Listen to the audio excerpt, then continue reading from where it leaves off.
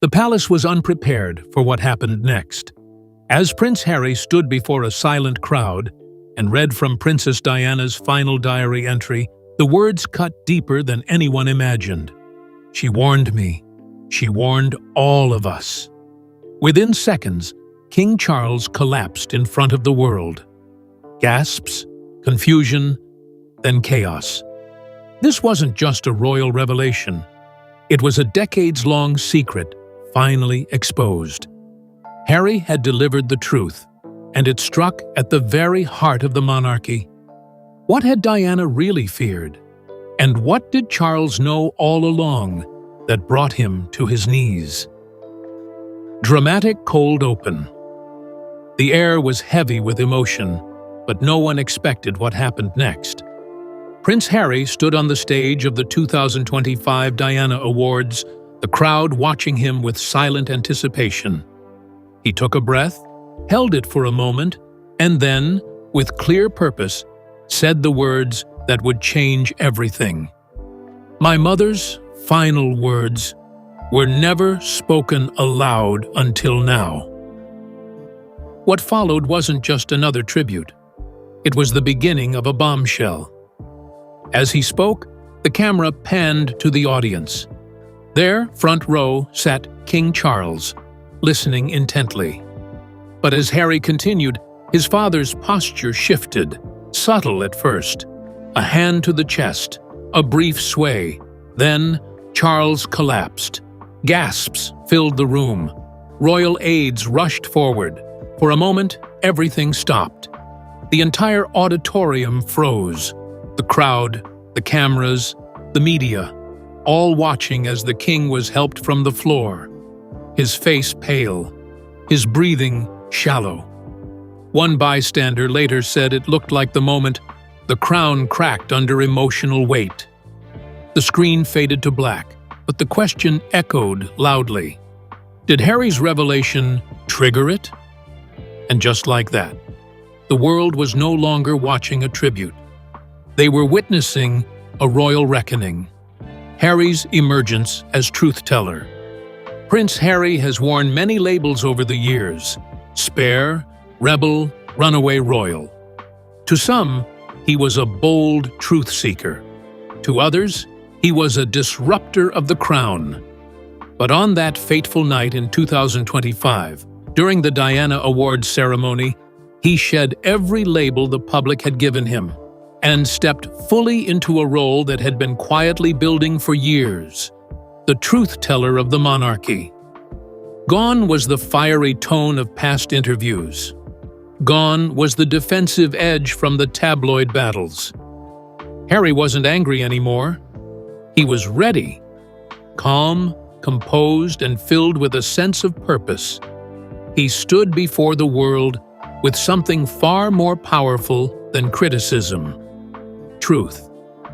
Flashing back to earlier milestones, the bombshell revelations in his memoir Spare, the deeply personal Oprah interview with Meghan, Harry had been dropping breadcrumbs for years, hinting at cracks in the royal image, whispering about secrets, suggesting, always gently, that the story the public knew wasn't the whole story.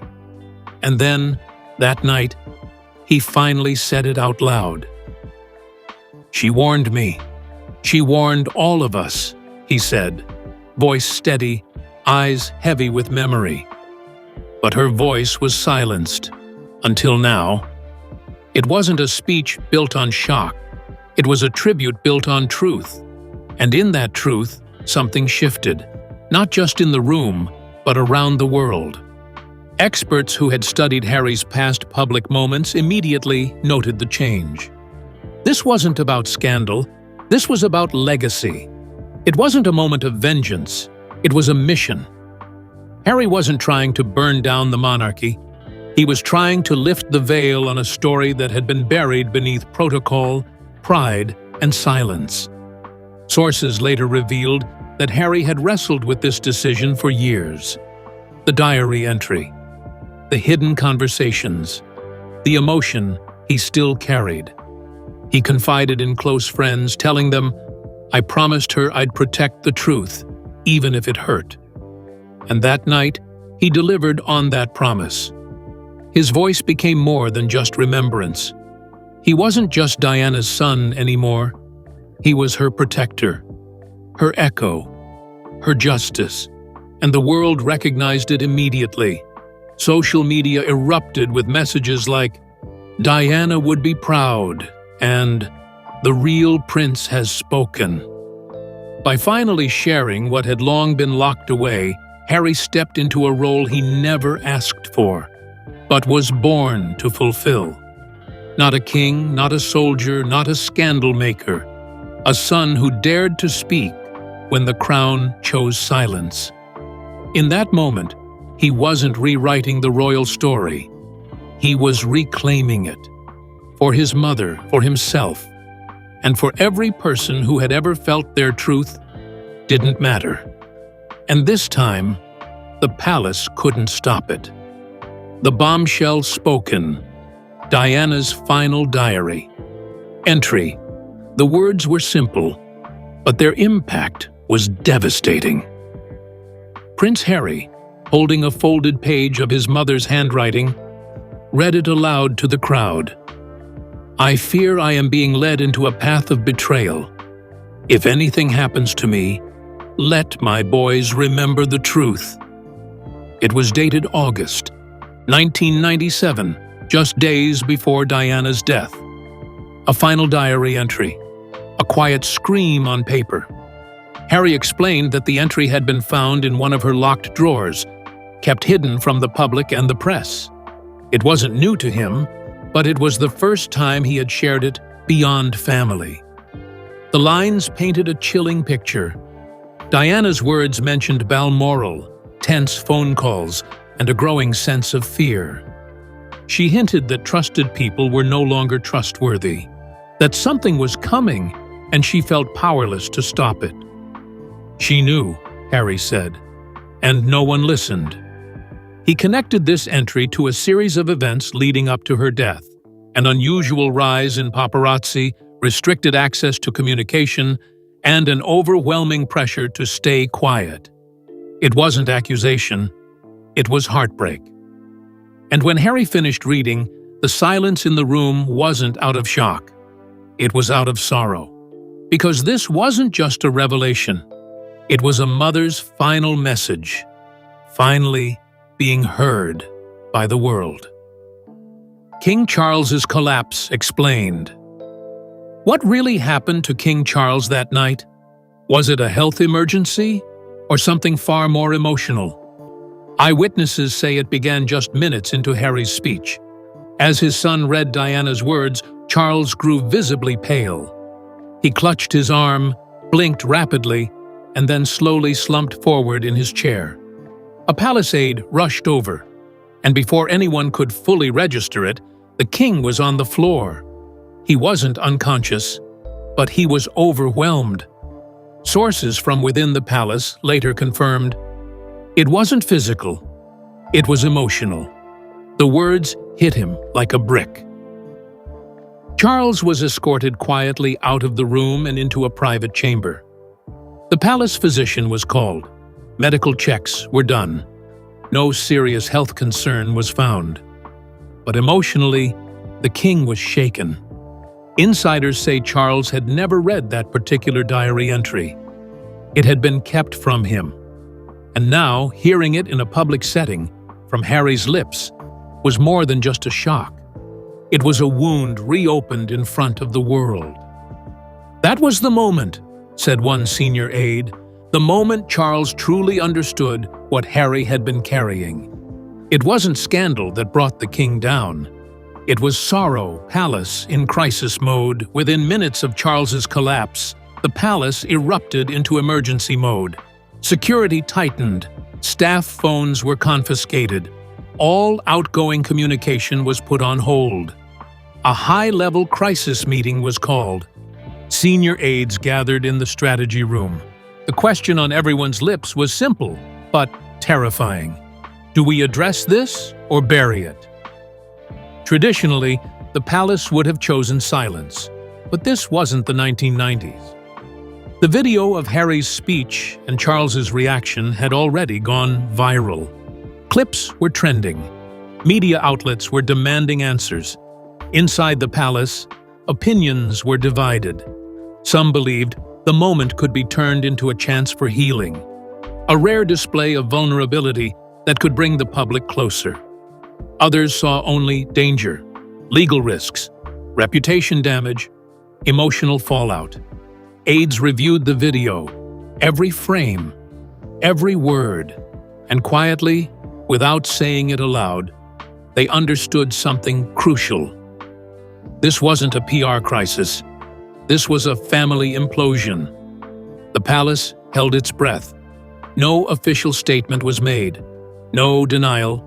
No confirmation. Just silence. But behind that silence, a storm was brewing. Because this wasn't a scandal that could be managed. It was a truth that could no longer be ignored. Historical precedent. Diana's fears revisited. What made Prince Harry's revelation so explosive wasn't just the content. It was the undeniable echo of Diana's past. Decades ago, she had warned the world. And now, in 2025, her son was proving she had every reason to be afraid. Royal watchers immediately recalled the now famous 1995 Panorama interview where Diana said, "There were 3 of us in this marriage." But her fears went beyond her personal heartbreak. In the years leading up to her death, she spoke privately to friends, journalists, and staff about being watched, controlled, and manipulated. She once told a confidant, "If anything happens to me, it won't be an accident." Back then, many dismissed it as paranoia. Now, hearing Harry read from her final diary entry, a direct message about betrayal, those old warnings felt like prophecies finally coming true. The public quickly made the connection. Social media lit up with side-by-side clips of Diana's past interviews and Harry's speech. The parallels were haunting. Her soft voice, full of concern, now seemed like a whisper across time. And Harry, standing in front of a stunned audience, had become her voice, her proof. Historians weighed in, calling it a full-circle moment. One royal commentator put it plainly, "Diana warned us, we just didn't listen, her son did." Inside the palace, the past suddenly became the present, and the pain that King Charles thought was long buried rose once again.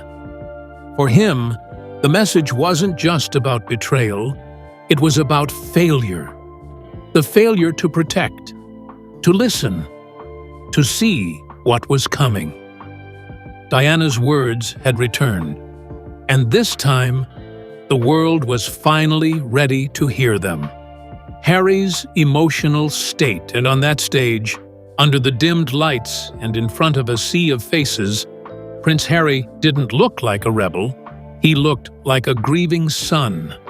His posture was steady, but his voice betrayed the weight he'd been carrying for decades. He wasn't angry, he wasn't loud, he wasn't seeking revenge. Instead, his voice trembled, not with rage, but with unhealed heartbreak. From the moment he began to speak, there was a noticeable stillness in the room, the kind of silence reserved for funerals, or moments when something sacred is being shared. He held nothing but a single folded paper. No fancy podium, no teleprompter, just raw memory and deep emotion. Observers watching closely saw it instantly. His eyes said what his words didn't. There was no blame, no finger-pointing, but there was pain. Deep, unresolved, and heartbreakingly honest. You could see it in the small moments, the way he clutched the paper just a little tighter, the slight pause before he said her name, the breath he took before reading her words. "I carry her voice," he said softly. "It's time the world did too." That line didn't just hit the audience. It rippled across screens, through headlines, and into hearts worldwide. Millions stopped scrolling. They leaned in. Because in that sentence was the truth Harry had never fully voiced until now. He had been living with the silence of Diana for years, and it was finally breaking. Experts later called him grief matured, a man shaped not by rebellion, but by responsibility he never asked for. Someone who had lost his mother in front of the world, grown up in a palace of tradition, and then walked away, not out of spite, but survival. Now, here he was, not as a royal, but as a son telling the story the monarchy never dared to tell. Sources close to Harry revealed that the decision to share Diana's final diary entry had been weighing on him for months. He had carried it like a secret, unsure whether revealing it would bring healing or chaos. He worried about how Charles would take it, whether it would widen the distance between them. And he especially feared how it might affect Prince William, who, like Harry, had also lost Diana but processed that grief in silence. But in the end, he chose truth over fear. And in doing so, Harry became more than just a headline. He became the emotional center of a royal reckoning. This was no longer about sibling rivalry or tabloid drama. It was about truth, closure, and confronting decades of silence. Harry had opened a wound not to hurt, but to finally let it heal. And through that bravery, he wasn't just telling Diana's story. He was continuing it. Royal succession and genetic whispers. As if the emotional fallout from Harry's speech wasn't enough, whispers that had long been buried under layers of silence suddenly resurfaced. The question many dared not say aloud was now being asked behind palace walls. Was this really just about betrayal, or something much deeper? Rumors about Harry's paternity had circulated for years.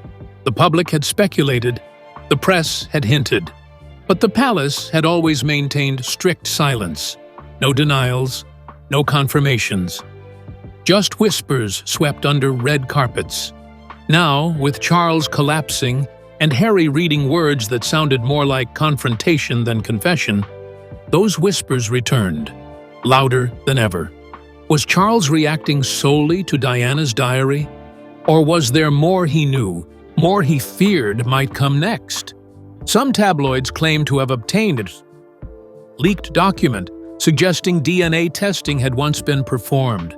Others argued it was all conspiracy, a distraction from the real issue, emotional betrayal.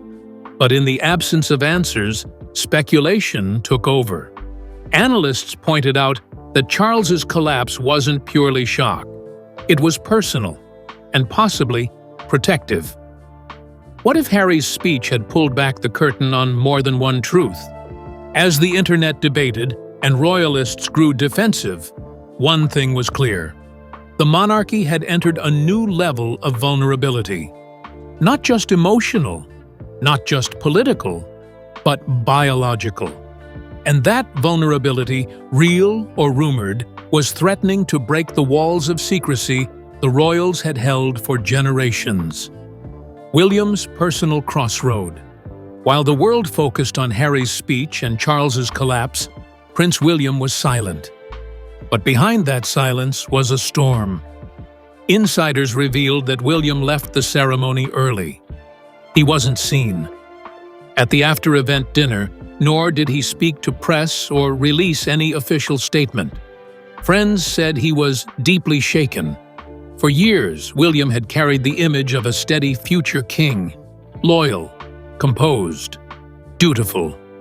But that night, he was simply a son, torn between a father collapsing under the weight of the past and a brother finally speaking it. Sources close to the palace claimed William reached out to Harry the next morning, not in anger, but in pain.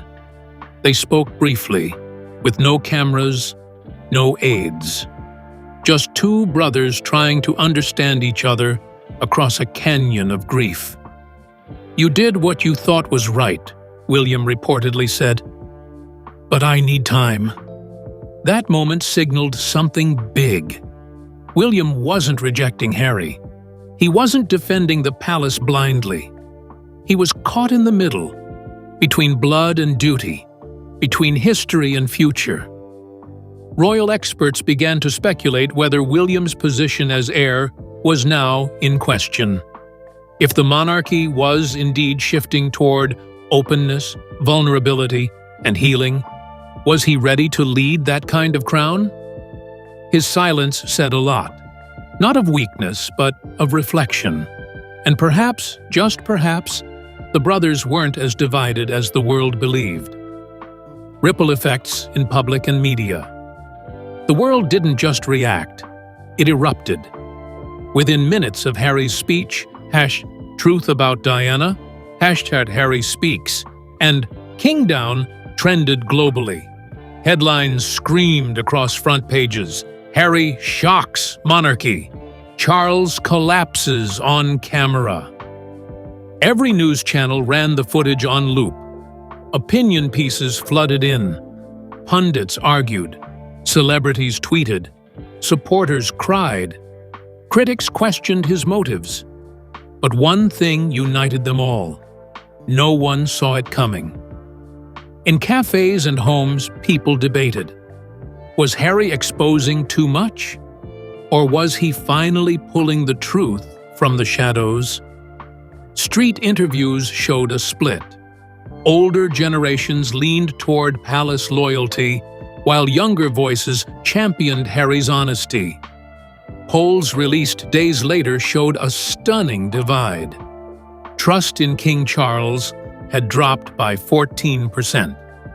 Support for Harry's actions, especially among Gen Z and millennials, skyrocketed. Palace spokespeople refused to comment. Senior royals canceled appearances. The entire royal machine, once so practiced in controlling the narrative, was now cornered by emotion and exposure. Comparisons were made to the fallout after Diana's death, when public grief had once pushed the Queen to break protocol. Now, decades later, her son faced a similar reckoning. It wasn't just a family crisis, it was a monarchy shaken to its core. And the public wasn't waiting for the palace to catch up. They were demanding answers, and they weren't going away. Legal and institutional repercussions. As the emotional weight of Prince Harry's revelation settled in, the next ripple hit the very foundation of the monarchy: the law. Within hours of King Charles's collapse, legal teams were summoned behind palace walls, not just to address the fallout of the diary reading, but to assess what it meant for the institution itself. Behind closed doors, the concern was urgent. Had Harry defamed someone within the royal household by implying betrayal? And more importantly, could the monarchy be held accountable for what Diana's words might now imply? According to insiders, the Privy Council was consulted immediately. These are the monarch's most senior advisors, politicians, judges, and constitutional scholars. They met in urgent session to review potential legal threats, including defamation, libel, and even claims of withheld documents. A bombshell had been dropped publicly, but its legal fallout was only just beginning. What made matters worse was the sudden emergence of an internal memo from the late 1990s, which had allegedly been buried in archives. That document, rumored to outline concerns about Diana's security during her final months, was now back in question. Did it support what Harry claimed? Had it been deliberately hidden? Lawyers working for the crown were now walking a fine line. Defend the monarchy's dignity without discrediting a grieving son. Any public retaliation against Harry would look cold, but total silence made the institution appear weak, even complicit. Meanwhile, royal communications teams were reportedly drafting multiple versions of a response, one soft and conciliatory, the other firm and defensive. Neither was released. Why? Because inside the palace, leaders were divided. Some urged Charles to respond personally. Others demanded complete discretion. One advisor reportedly said, "If we deny this, we look guilty. If we accept it, we lose control of the past." The monarchy was no longer battling press headlines. It was now staring down the possibility of legal exposure. And in the age of transparency, secrets don't stay secret for long. Charles's private confrontation and choices. After the collapse, the doctors left.